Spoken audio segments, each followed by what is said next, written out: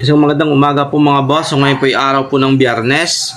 Magbibigay na po tayo ng tips, giya at impormasyon para ngayong araw po ng Friday, April 10, 2026 mga bayang karerista. Ang start po nito ngayong April 10, 2026 ay nasaganap na alas 5:30 po ng hapon. So dalawang pick 6, isang winner take all, isang pick 5, tsaka isang pick 4. Bago natin umpisan yung lahat, para sa hindi pa nakapag-subscribe ng ating YouTube channel, Best Time TV, mga bayang karerista, no? Sana ay mag-subscribe na po kayo at huwag kalimutang i-like ang ating video at pakishare po sa inyong mga Facebook group. Kaya huwag na po natin papatagalin pa. Umpisa na po natin dito po sa race number 1. Race number 1, 3-year-old and above maiden race, non-placer. Itong race number 1, dito meron po tayong 5 kalahok sa race number 1. Para po sa akin dito sa race number 1, susuluhin ko na po itong numero 2, Your Wishes.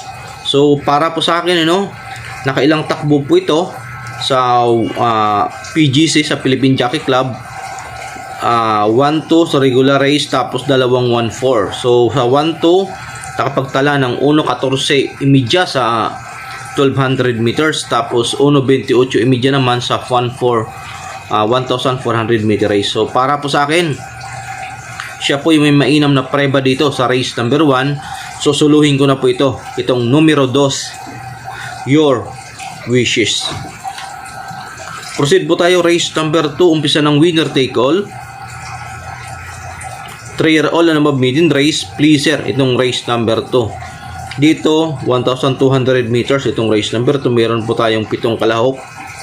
Para po sa akin, kung preba to preba ang basihan, itong numero 6 na Dame of Peña, para po sa akin, tingin ko nakakalamang na. Kung preba to preba lang, kasi tumala po ito ng 1.12.6 sa 1-2 dyan po sa Philippine Jockey Club.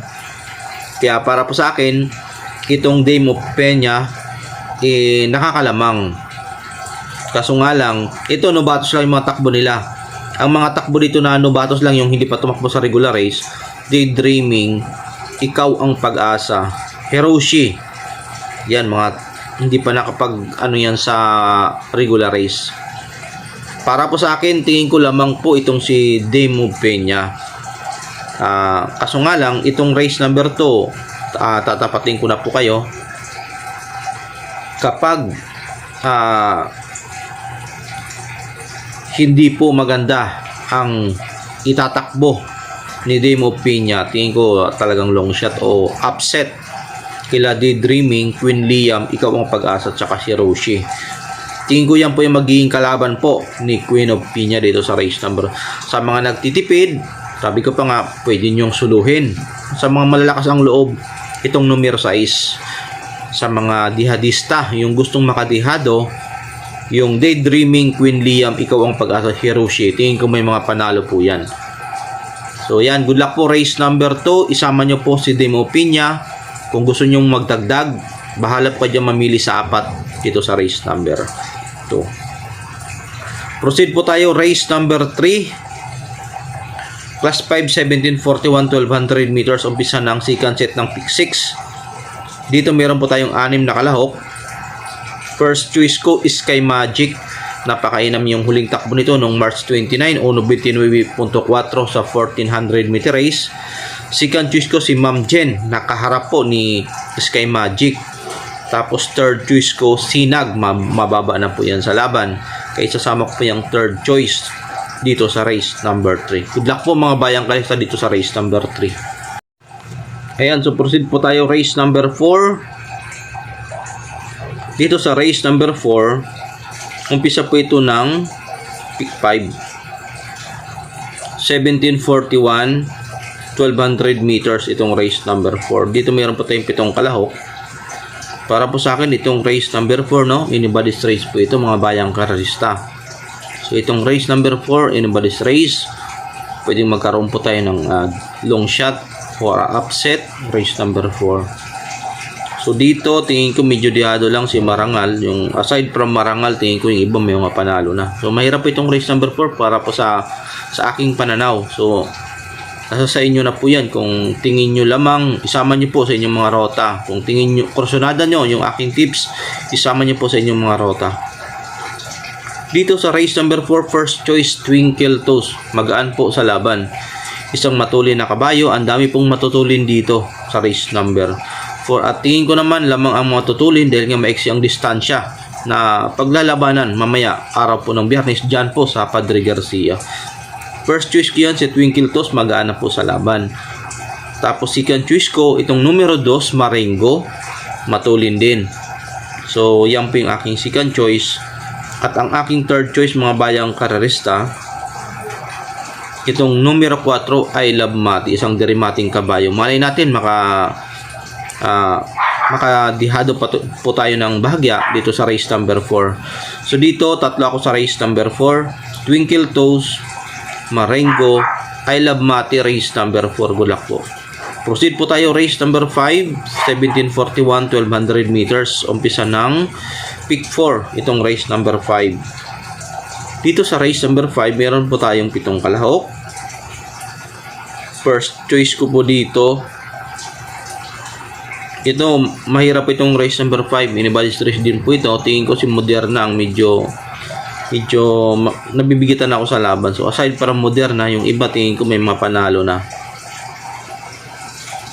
So dito, ang aking first choice, Misha na numero 3. Ayan. So para sa akin si Misha, ito palaban na kabayo.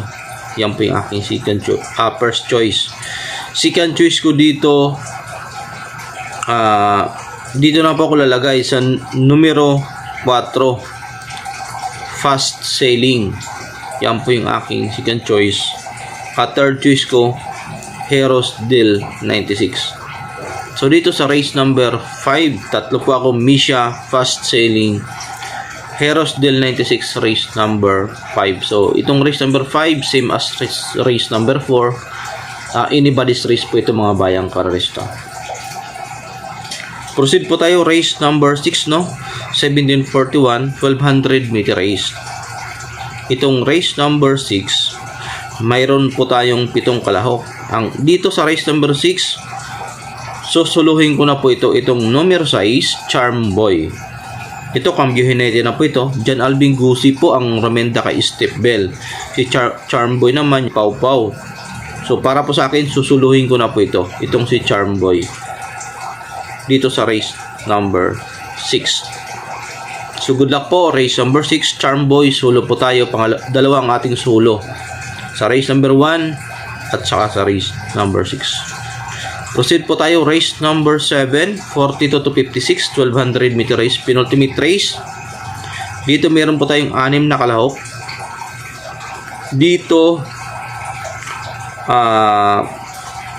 si Margot tsaka si Top Line, hindi ko po kursunada. So para po sa akin, ang aking first choice itong imported Everything. Ito magana po sa laban. Tapos second choice ko, True Blue, imported. Third choice ko, Danny San. So dito tatlo ako sa race number 7. Everything, True Blue, Danny San, race number 7. Good luck po mga bayang karerista. So pinaburan ko po yung mga imported na kabayo dito sa race number 7. Tapos isang local bred, itong Danny San. Ayan, so proceed po tayo, race number 8, no? Paratingan 1200 meter race. Bago natin upisahan yung race number 8, para sa hindi pa nakapag-subscribe ng ating YouTube channel, Carrera Tips Nissan. Yan po yung ating YouTube channel, bagong pangalan ng ating YouTube channel, Carrera Tips Nissan. So sa mga hindi pa nakapag-subscribe sa ating YouTube channel, Carrera Tips Nissan, sana mag-subscribe na po kayo mga boss, mga idol dyan. At huwag kalimutang i-like ang ating video. Pakilike po yung ating video at i-share nyo po sa inyong mga Facebook group nang marami po yung makaalam na ating mga bayang kasi meron na po tayong tips at giya para ngayong araw po ng Biyernes. Race number 8, dito paratingan ang aking first choice, numero 8, Central Bank. Ito kinapos ng pagkakondisyon ng nakaraan sa kanyang latest run dahil galing sa bakasyon po ito si Central Bank. Tumakbo nung last March 27. Siya po yung segundo sa nanalong si Step Bell. Second choice ko po dito, Wireframe. Tercero noong last March 28 sa nanalong si Watch Bell. Third choice ko dito mga bayang karista, Shanghai Shake 3-0 din noong March 27 sa nanalong si Steve Bell. Nagkaharap po sila doon ni Central Bank. At fourth choice ko si My Dad Bogart dito sa race number. So dito sa race number 8, apat ako dahil paratingan po ito. Central Bank, Wireframe, Shanghai Shake, tsaka itong si My Dad Bogart dito sa race number 8. Good luck po para po sa araw po ng Biyernes. Sana yung mga ito na aking giya. Maraming salamat po sa pag-antabi sa inyong mga idol, mga boss, ating YouTube channel sa pagbigay natin ng tips at giya para po sa ating mga bayang karista. At magandang umaga po sa inyong lahat mga boss.